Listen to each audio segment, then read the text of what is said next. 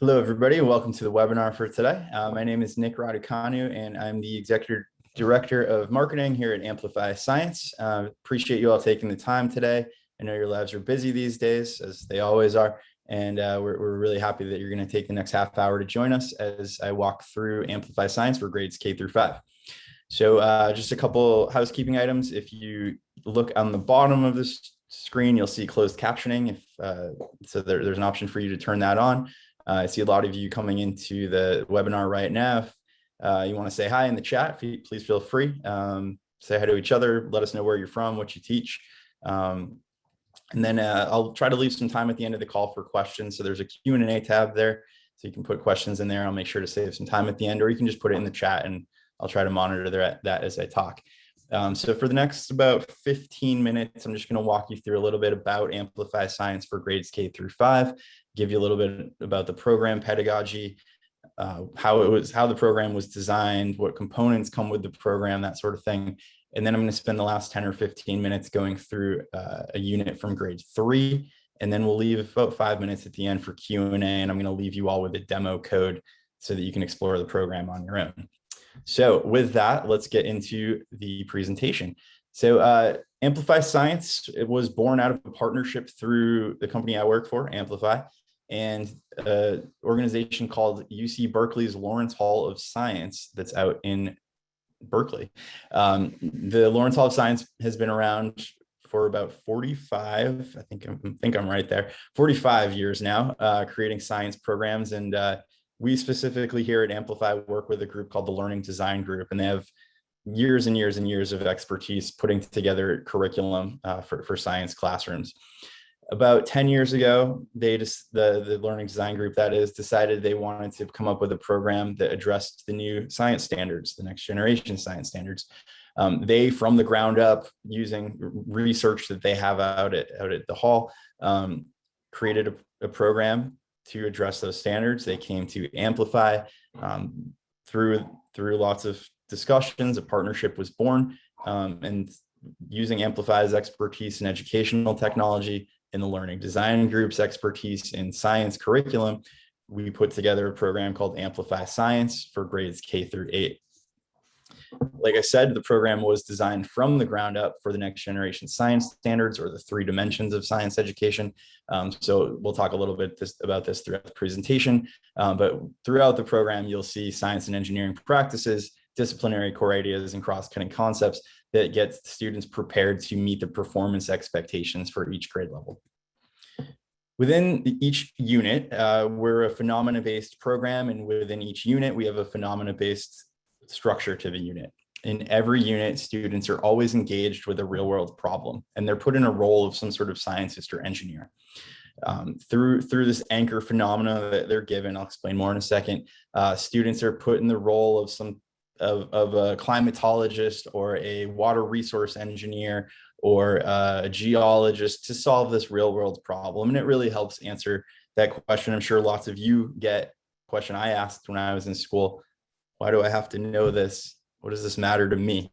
Really puts everything students are learning, maybe an abstract science concept, into practice, and really makes it real for them. Throughout the unit, students are then collecting evidence from multiple sources. I'll explain more about that in a bit. And they're using that evidence to construct increasingly complex explanations. Finally, students solve this real-world problem by learning the content that they're learning in each unit. And then they're asked to apply what they've learned to a different problem. So they're really asked to transfer knowledge that they might have picked up throughout the unit and apply that to a second real-world problem. Actually, before I go on, the blue arrows, keep those in mind for a second. Some examples of how this plays out, this unit structure. In grade 1, in the plant and animal defenses unit, students are learning about plant and animal defenses, but they take on the role of a marine scientist, and they have to figure out how they can get Spruce the sea turtle and release him back into the wild safely. In grade 4, the students take on the role of engineers, and systems engineers rather, and they have to, while learning about systems and energy, they have to figure out why a fictional town is experiencing blackouts all the time and solve that problem. And then in grade 5, the students take on the role of ecologists and have to take care of an ecosystem as they're learning about ecosystem restoration. Those are just three, I can't count this late in the day. Those are just 3 examples of the many units we have in K through 5. So there's a little bit of standards and sort of program pedagogy, but we want to make sure that this program works for all students. So how do we do that? Multimodal learning and multiple at-bats. So if you go back through that blue arrow that I asked you to remember a couple slides ago, if you remember, we talked about collecting evidence from multiple sources. Well, here's the way in the multiple ways that the students are collecting evidence. This is a research-based technique, or pedagogy rather, that the Lawrence Hall of Science came out with. And if you just Google Amplify Science research, you can read the whole background of this research behind this approach. Some programs have the 5 E's. We have do, talk, read, write, visualize. Very self-explanatory. Students are doing hands-on investigations. They're talking either in partners or small groups or full class. They're reading science texts. We call them student books in the program. They're writing scientific explanations. And they're visualizing either through digital modeling tools, digital simulations, videos, sometimes just charts and maps that are on the wall. So these are sort of the different modalities that students are collecting evidence through. It gives students different entry points, no matter how they learn. Maybe one student's a better reader. Well, there's a way for them. There's an entry point for them into the program. Maybe students are better kinesthetic learners. Doing is an entryway for them. Maybe students are more visual learners. There's entry points into the program for them through our digital modeling tools and simulation. So there's multiple ways that students can kind of get into the program depending on their learning style. And then we also give students what we like to call multiple at-bats. So they're going to do more than one hands-on investigation throughout the unit. They're going to read more than one student book. They're going to write more than one time. They're going to visualize through modeling tools or simulations more than once.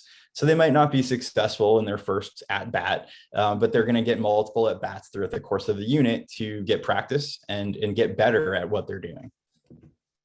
So going back to the research I spoke about a moment ago, here's just some graphs that I wanted to sort of flash on the screen quickly.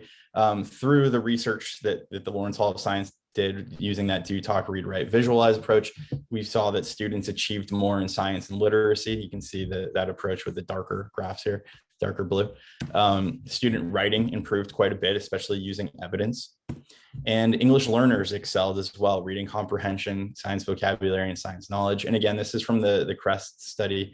So if you just Google Amplify Science research, that'll get you to this page. We also want to give support for the different levels of students that really all of you, I'm sure, have in your classroom. So this is just one screenshot from the teacher's guide, giving a couple examples of strategies that are embedded at point of use for the teacher. But we also give you differentiation strategies at point of use for students who need more support, English language learners, as well as for students who need more challenge. And then how do we ensure success? We talked about the standards we're covering. We talked about the ways we're ensuring that all students are successful, but how do we make sure that students are successful? The first way is just by building a unit coherence into the program. So this is that increasingly complex explanation. We'll also call it progress builds throughout the program. So hopefully students come in with some sort of prior knowledge. This example is from balancing forces in grade 3.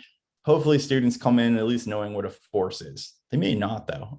They may just know the word. So we're hoping they come in with a little bit of prior knowledge. As you go through the first couple lessons or lessons a day in our program, students will learn that in this unit that a force is a push or a pull that acts between two objects. They'll figure that out by reading and doing hands-on investigations and talking and writing and visualizing like I just talked about. And then over the next few lessons, they'll collect more evidence. They'll go through more of that do, talk, read, write, visualize approach. And they'll then learn that forces between two objects can be touching or non-touching. And then finally, as they get towards the end of the unit, doing all of the different modalities of learning that we've asked them to do, students will be able to explain how more than one force can act on an object at the same time. So it's really going from that, surface level prior knowledge to having a deep causal explanation and understanding of the science content that we're asking students to master. You've probably heard the term mile wide and an inch deep with the previous science standards. Well, we're moving from that to a mile deep and an inch wide. We want students to go deeper on concepts and be able to explain the whys and the hows behind the science, not just regurgitate definitions or fill in a multiple choice on a test. We have different type of assessments throughout the program. So again, to make sure your students are learning what they should, both formative and summative. So we have pre-unit assessments. These are often discussions, modeling tool or modeling opportunities, written explanations, and then they're really just to gauge students' prior knowledge. And then throughout the unit, we have on-the-fly assessments, which are mostly quick checks, self-assessments, this nice safe way for students to assess themselves, clipboard assessments, which are talk-based checks in grades K1, and then critical juncture assessments. There's one per chapter. These are mostly performance tasks, and again, just trying to gauge whether students are progressing throughout the unit. And then at the end of every unit, we have a summative end of unit assessment, which combines different things like discussions, student generated models, written explanations to make sure that students have mastered the content that they were supposed to. We also have benchmark assessments that got added to the program a couple of years ago. So this is a nice extra assessment tool you have available to you. Okay, so we talked about standards. We talked about the different modalities of the program, the way we're helping all students be successful and the way that we're measuring that success. But what actually comes with the program? How does it work? So scope and sequence. In K5, and pardon me if you can hear my dog barking in the background, in K through 2, we have 3 units per grade level. There's one life, one earth and space, and one physical science unit. And each of those units has 22 lessons. So extrapolate that times 3, you have 66 lessons per grade. And if you remember a couple minutes ago, I said one lesson is one day. So really in grades K through 2, we're asking for about 66 days of science instruction in your K through 2 classroom. You can adjust that pacing, but that's this benchmark about where we are. Grades 3 through 5, we have 4 units. There's one bonus life, earth, or physical, depending on what the standards call for in grades 3 through 5. Again, 22 lessons per unit times 4, 88 lessons per grade. So again, we're asking for about 88 days of science instruction in grades 3 through 5. So here's what comes with the program. For the teacher, you have a printed teacher's guide, and you also have a digital teacher's guide. You could choose to use one or the other. Most teachers I've worked with have used both. And depending on your tech setup, your tech comfortability, you might want to choose one or the other, but we have both options for you. Supports are available both in print and digital in Spanish. As the teacher, you also have classroom slides, and these are available in English and in Spanish. We give them to you as a PowerPoint or Google slide file. You can take them as is with teacher notes, or you can adjust them just like you can do with any presentation. You can add slides, delete slides, customize slides, really do whatever you want.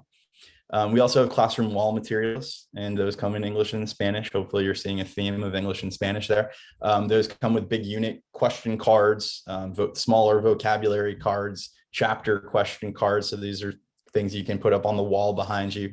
I've seen a lot of really cool classroom wall posts in our Amplify Science Facebook group. So lots of creative things that teachers do with this. And then for the student, students have a printed student investigation notebook, again, available in Spanish as well, where they're writing their written explanations, they're journaling, they're doing their data analysis, their lab collection. Student books are essentially as close to a textbook as we get. We're not a textbook program, but this is where students are picking up a lot of their science content knowledge. Some people call these readers, we call them student books. There's 5 of these for each unit. Each unit also comes with a big tub or sometimes multiple tubs of stuff. And these are all the materials you need for your hands-on investigations in the unit. And those come with enough materials for 72 students. We also provide extra refill kits. If you go through anything that you go through, you can purchase extra refills. And then for students in grades 2 through 5, we have digital modeling tools and simulations available. And the last thing, I need to go back and update this slide. As of a couple months ago, we actually have a student digital experience as well, which is optional. So if you do have a school setup where you're using technology, maybe a couple times a week or every day, we do have the option, if you want, to purchase student licenses and get your students online so that you can interact with them a little bit more, assign them things. Maybe you use Google Classroom, you can assign them things through Google Classroom using our program. We also have a Google add-on that you can get through the Google store. So lots of different options depending on your classroom setup. So with that, kind of sort of on time here, I'm going to give you a quick unit walkthrough. So let me get out of here and get into the actual curriculum. For some reason, my screen is shrunk. So let me make this a little bit bigger for you. And I just had logged in previously, but here's sort of kind of what units would look like. This is my demo account, so not exactly what you might see. But generally, if you have English and Spanish, you'll see English and Spanish. Generally, if you didn't have Spanish, you would just see kindergarten science. And the other thing you might notice, I have beta in my demo account here quite a bit. The reason for this is that student license that I just mentioned. So I have that in my account. It's not going to be fully functional for until back to school this fall or late summer, I suppose. However, I'll walk you through what that looks like. So for grades 3, I'm just going to go through balancing forces just because we were going through the progress builds there. So again, you can see 22 lessons, and these are the 4 units in grade 3. So I'm in the a digital teacher's guide right now, and lots of different stuff to walk through here. So just to start, I can start here with my unit overview. It's telling me what's going to happen in this unit, why it's going to happen, why are we even teaching this topic. It's going to tell me how this is happening in each chapter. Here's what students are doing. Here's what the question they're answering in that chapter is. Later, we're going to get into our chapters. I'll click into one of those in a moment. And then before I dive into that, I just want to point out the tons and tons of teacher resources you have available to you here.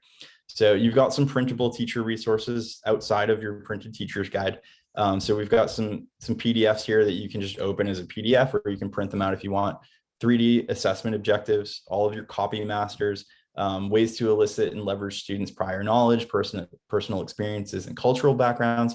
A multilingual glossary that covers 10 different languages, all of the print materials, both in 8.5 by 11 or 11 by 17, those all come in your big tub of stuff, but you can print out more if you want. A letter about the NGSS that you can send home to parents and guardians.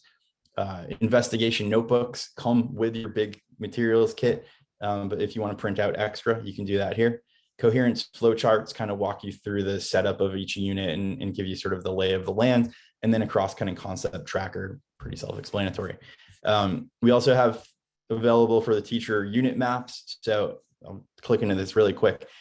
In this unit, students are in the role of engineers or civil engineers rather, sorry, my brain's short on coffee. And students as civil engineers are challenged to figure out how a floating train works. And they're going to explain how that floating train works at the end of the unit to the citizens of Faraday. And the citizens are excited about this floating train, but then they hear it's a floating train and they're a little bit nervous.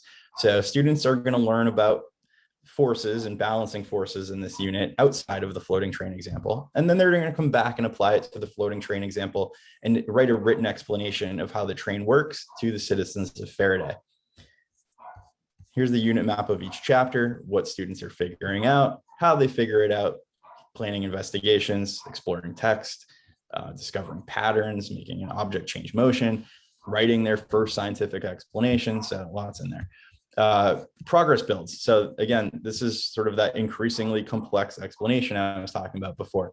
Prior knowledge, progress build 1. You just saw this on my slide a little bit earlier. Getting ready to teach, all the stuff you need to get ready to teach your unit. Get to know the apps, the digital apps. Purchase or make copies of the investigation notebook. You would have that in your kit. Make a plan for management of digital devices, lots of stuff in here. All of the materials that you need. So these are all the different materials that come in that big tub. And we just tell you which lesson they're used in and how many you have. science backgrounds. Maybe you're not a trained science teacher and you need a little bit of background on, in this example, forces. Well, if you printed this out here, you'd have 11 pages on forces and balancing forces and preconceptions and all of the stuff you would need to get ready to teach this unit. Standards, this is how we cover all of the next generation science standards in this unit. A little bit more in depth in this tab here. 3D statements, so we've color coded specific to this unit or all units. So this is the floating train example. Which science and engineering practices we cover, which disciplinary core ideas we cover in this unit, which cross-cutting concepts, and then that drills down into the chapter level and then later deeper to the lesson level. Assessments, all of the assessment coverage you might need, all of the student books in the unit. So this is the reading that students are doing, and then the digital apps or simulations in this unit. So here's one of them. This is a digital modeling tool. So again, tons and tons and tons of teacher resources. While I'm scrolling, you might have noticed a little chat function. We've always got folks from 7 a.m. Eastern to 7 p.m. Eastern available to answer any questions you have, whether it's technical support or pedagogical support. You'll usually get an answer back in a couple minutes there. So that's a nice little feature. So with that, I'm going to run short on time. So let me click into the actual program. I'm going to skip lesson 1.1. Lesson 1.1 is always a pre-unit assessment. Like I said, it's really just trying to gauge students' prior knowledge. And I'm going to go into lesson 1.2. So in here, this is, again, my digital teacher's guide. And again, just to remind you, a lesson is about 1 day's worth of class time. All of the things I have available to me, PowerPoint slides, Google slides, all of the videos if I wanted to download those and have them on my computer, notebook pages, overview. So here's what we're doing for this day. Here's the anchor phenomenon and chapter level phenomenon that we're tracking. Here's what students are learning for this day. And then here's my pacing or lesson at a glance. So we're going to introduce this floating train problem for 10 minutes. And then we're going to discuss this initial idea for another 10 minutes. So there's talk of the do, talk, read, write, visualize. Then we're going to do a hands-on investigation for 20 minutes. So there's the do part of do, talk, read, write, visualize. And then we're going to share our observations, some more talking. So again, this was just 1 day. And I'll show you what that looks like. So I'm going to click teach, and this is going to launch a new presentation for me.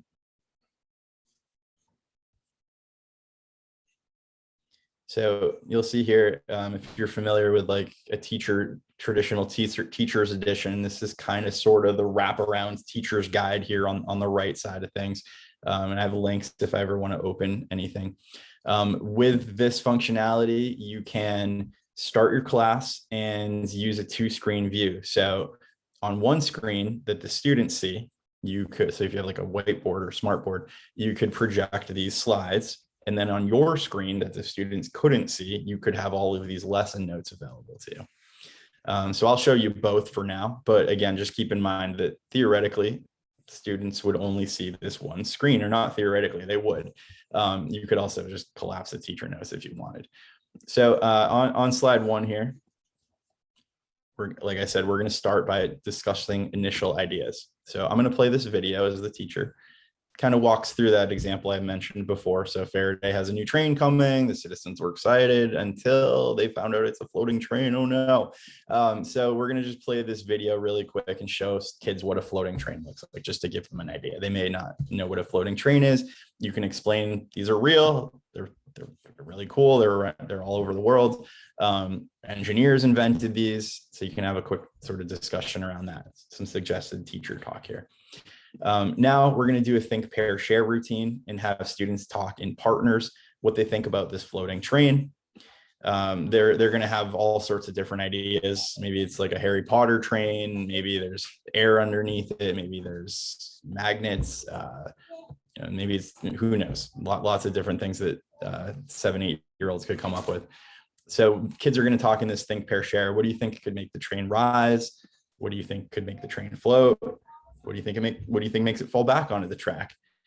And now we're going to go back to our unit question and ask the students, or tell the students, over the next few weeks, we're going to figure out what can make an object move or not move. So like I said earlier, we're starting with this real world problem of the floating train. We're going to keep coming back to that floating train problem throughout the unit, really every day.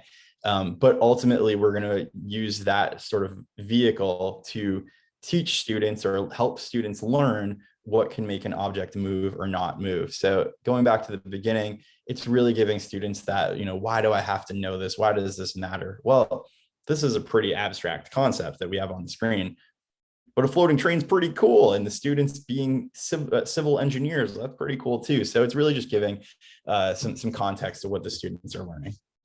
So chapter 1 question, so unit high level, chapter 1 a little, digging deeper just for a couple days. Why does the train rise? Now we're going to move on to a hands-on activity, and we're going to make blocks move. So today we're going to investigate what makes an object start to move. You can play this video, have the kids take out all of the blocks that you're going to give them from your big tub of materials, and they're going to make the block move sideways on the floor or the desk. They have some rubber bands. They can kind of play around with that and make the blocks move. There's some balloons and paper clips and clothespins and index cards and really just different ways that kids can make the blocks move, and kind of just let them explore with that. Now we're going to talk about a vocabulary word. What is it to observe? So we're going to teach the students some academic and science vocabulary. And then they're going to go to their investigation notebook as they're doing this hands-on activity, and they're going to record what they've observed throughout this activity. So this is a little bit of writing. So we've done some talk, we've done some do, we've done some write, and then moving on. I'm going to get short on time here. We're going to have students actually go through, and if you have the student licenses, kids can go in here and they can write an answer. They can enter text in here. So hello. They can actually upload voice if they want. So lots of kind of cool ways that you can interact with them. You can also click view work. I only have one student in my class here. If you had multiple students, you could actually watch them do work in real time. So this is a class where I have 10 students named by fruits in my demo account here. But if you wanted, you could actually watch in real time all of your answers getting in here, or later then come back and review all the answers by student. So this is a nice review tool for teachers. Finally, we're going to go back and share our observations. So we're going to talk about how scientists don't draw conclusions. They just gather observations and talk about patterns. So we're going to talk about a cross-cutting concept of patterns. And then we're going to finally move on and talk about a force. So we don't preload the vocabulary on purpose. We want to give students context before they get to the actual vocabulary they're learning. So now you can talk about a force as a push or a pull. Remember when you were pulling with those rubber bands, or you were pushing with a clothespin or an index card, or maybe with a balloon? So it really gives students some context to the vocabulary that they're learning.